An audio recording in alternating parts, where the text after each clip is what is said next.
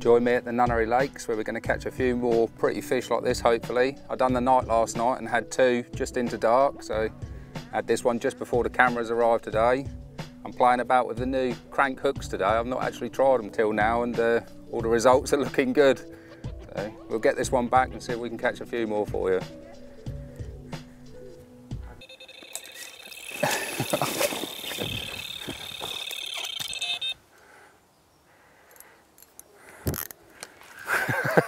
Crazy. Oh, it's off.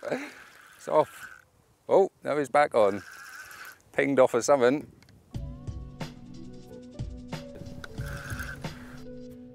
Right, just going to get this one back in the water while we're playing this fish.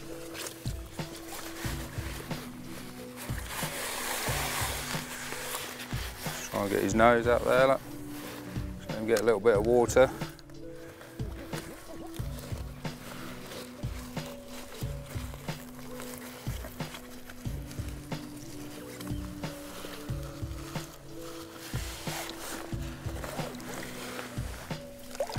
There he goes.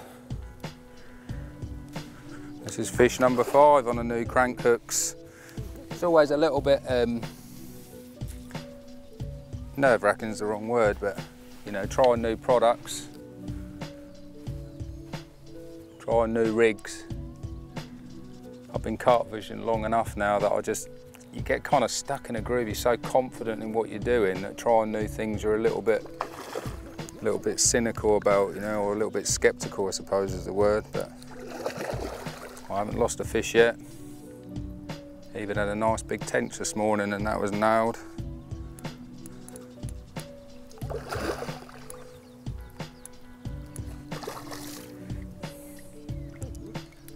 Nice fish.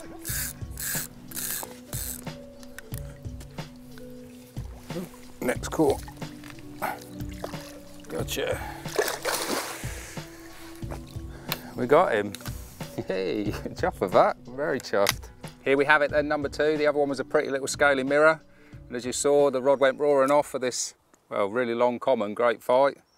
He's got a little nick in his mouth down there, so we're gonna treat it with a little bit of carp care before we put it back.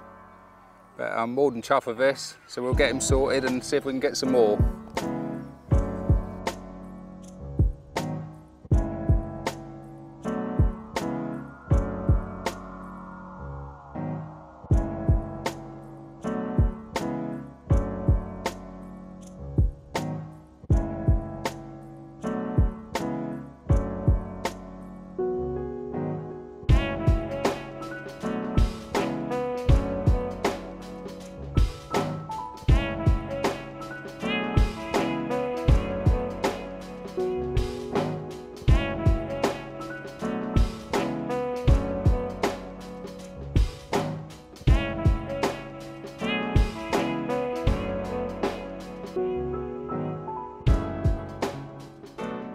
Managed to get the rods out pretty quickly after having those 2 fish, but the temperature's been rising and rising and things have gone a bit quiet.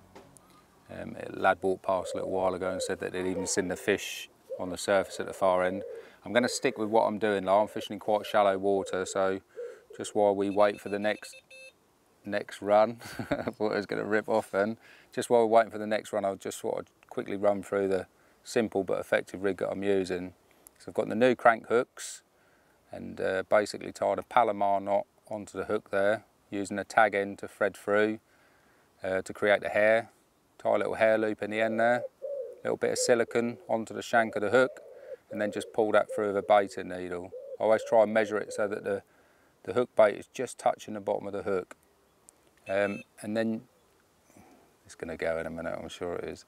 Then basically, I like to use funnel web bags, and with this setup you can use it 2 different ways. If you don't use a bag, then I have it sort of KD style, really kicked out. If I do use a bag, to stop the hair frapping up around the shank of the hook, I just pull the silicone down so it sits tight to it. the shape of the hook is still very, very proud, and that's what I'm doing here now, and it's, you know, obviously getting me some runs. So there you have it. Simple but very effective rig. And it's definitely a rig that I'll be using a lot in the future.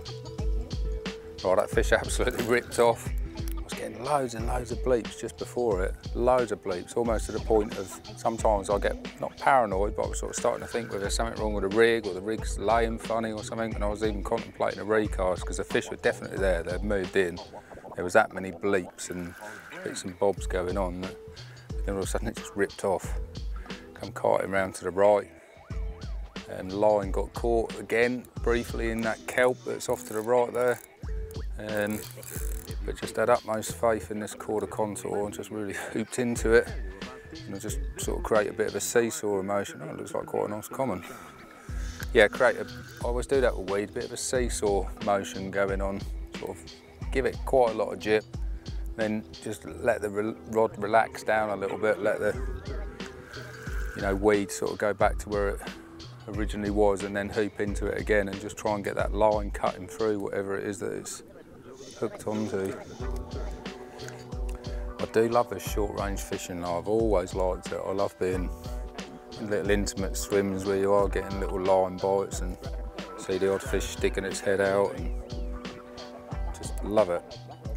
They're quite weird, the crank hooks. They almost look like they're bent, like you've opened the hook up before you've even put it on there, you know, but they're not, and they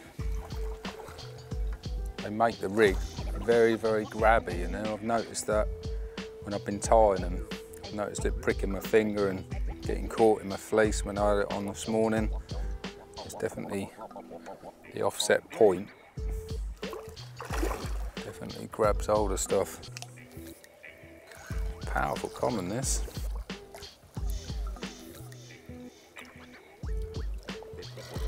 It's in the net.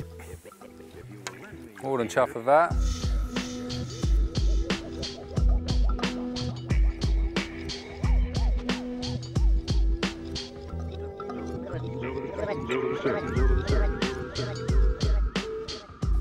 Cracking 27-pound common. The temperature's still rising. It's a very hot day now, but sticking to the methods, simple but effective methods on the bottom. I do like my floater fishing. I was tempted to charge off earlier when a young guy turned around and said there was fish on the surface up the far end, but I stuck to it. Fish coming through, getting loads and loads of liners before this one ripped off. And what a fight. Cracking long 27-pound common. I'm really chuffed with this.